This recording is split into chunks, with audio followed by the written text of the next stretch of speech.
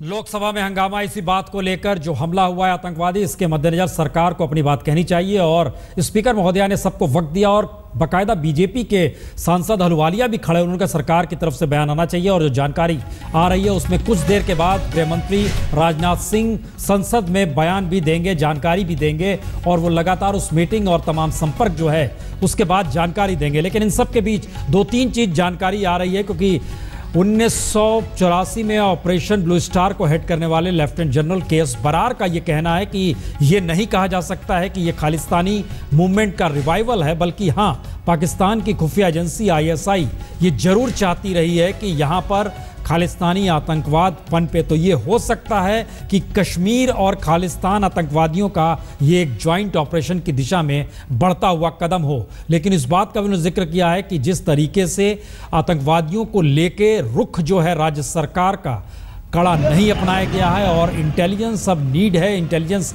ज़रूरत है कि पूरे इलाके में कम से कम सक्रिय किया जाए, जिससे क्योंकि पंजाब में हमले का मतलब उनके मुताबिक ये है कि ये आने वाले वक्त में ये खतरनाक स्थिति है जम्मू कश्मीर से बाहर निकलने की स्थिति में। हमारे साथ हमारे तमाम रिपोर्टर्स इस वक्त जुड़ चुके हैं।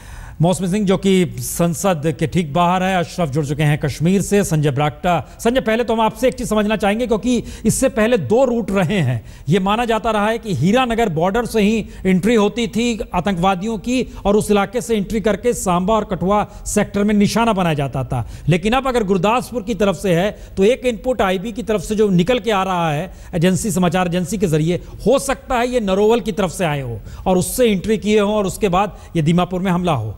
जरा ये हम एक छोटा सा हिस्सा फटाफट समझाइए कि क्या स्थिति बन सकती है। संजय।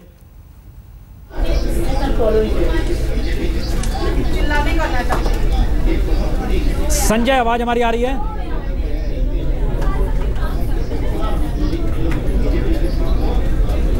संसद के बाहर क्या स्थिति है मौसमी? संजय के पास हम चलते हैं, जैसे उन तक आवाज पहुंचती है। मौसमी, बता दें आपको प्रसून कि अभी जिस तरह से पूरे देश भर में हाई अलर्ट जारी हुआ है, दिल्ली में भी हाई अलर्ट है और संसद के बाहर यहाँ विजय चौक से लेके पूरे राजपथ पर जो है सुरक्षा बढ़ा दी गई है, बैरिकेडिंग्स लगा दी गई हैं। अभी हालांकि एक तेज़ आवाज़ भी हुई थी, हालांकि वो मोटरसाइकिल के साइलेंसर की आवाज़ थी, लेकिन पूरे पार्लियामेंट में वही जो यूजुअल उनकी सिक्योरिटी ड्रिल होती है सुरक्षा कर्मियों की, वो पूरी की गई आवाज़ के मद्देनज़र। तो कुल मिला के एक तरीके से दिल्ली में हाई अलर्ट की स्थिति है। जहां तक गृह मंत्रालय का सवाल है, गृह मंत्रालय ने इस बात की पुष्टि की है कि पंजाब पुलिस पूरे ऑपरेशन को अंजाम दे रही है।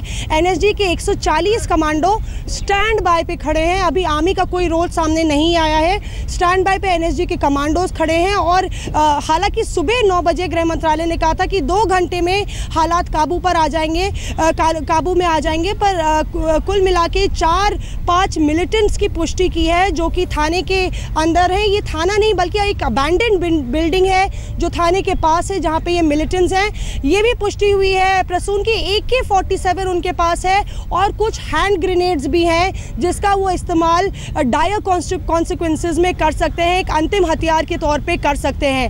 हालांकि आपको बता दें कि 24 तारीख को लश्कर का अलर्ट आया था कि लश्कर ए तैयबा के करीबन 10 आतंकी घुसपैठ करके जम्मू की ओर आने की कोशिश करेंगे।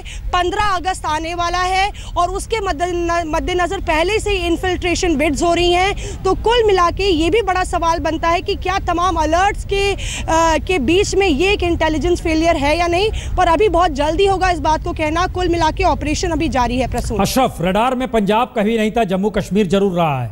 इस बात को लेकर वहां पर अब किस रूप में व्यवस्था है? अशरफ। प्रसून जी, यहाँ महत्वपूर्ण है, कल ही करगिल विजय दिवस मनाया जा रहा था। वहाँ पर नॉर्दर्न कमांड के जो आर्मी प्रमुख है, northern army chief lieutenant general DS Hooda, उन्होंने साफ कहा था कि जब मैंने ही उनसे पूछा था कि इन्फिल्ट्रेशन लगातार हो रही है तो आने वाले महीनों में आप क्या देख रहे हैं, उन्होंने कहा था कि उनके पास इंटेलिजेंस इनपुट्स हैं कि 200 से 300 आतंकी सीमा के उस पार घुसपैठ की फिराक में हैं और आने वाले 2-3 महीनों में ये घुसपैठ की कोशिशें लगातार बढ़ सकती हैं। ये तो पहले से ही लगातार जम्मू कश्मीर में सेना के पास जो है जानकारी थी, लेकिन आतंकी हमेशा जो है सुरक्षा एजेंसियों को कहीं ना कहीं एक तरह से कोशिश करते हैं डाइवर्ट करने की। तो यही वजह माना जा रहा है जम्मू कश्मीर में सुरक्षा एजेंसियों की तरफ से कि जो चुनाव है अब की बार घुसपैठ के लिए आतंकियों ने जगह वो पंजाब की सीमा है। अशरफ, एक मिनट हम आपके पास लौटते हैं। दर्शकों को एक चीज जानकारी दे दें कि पार्लियामेंट के भीतर जो सवाल उठाए उसमें इस बात का भी जिक्र किया गया है सांसदों के जरिए कि जिस तरीके से लगातार कश्मीर में आईएसआईएस के झंडे लहराए जाते हैं, क्या उसमें एक ढीलापन था? और अगर पंजाब रडार में नहीं था तो पंजाब में अगर एंट्री हुई है तो इसका मतलब क्या यह माना जाए कि सुरक्षा बंदोबस्त किस रूप में वहां पर खड़े थे या नहीं थे? बॉर्डर का बिल्कुल इलाका है ये।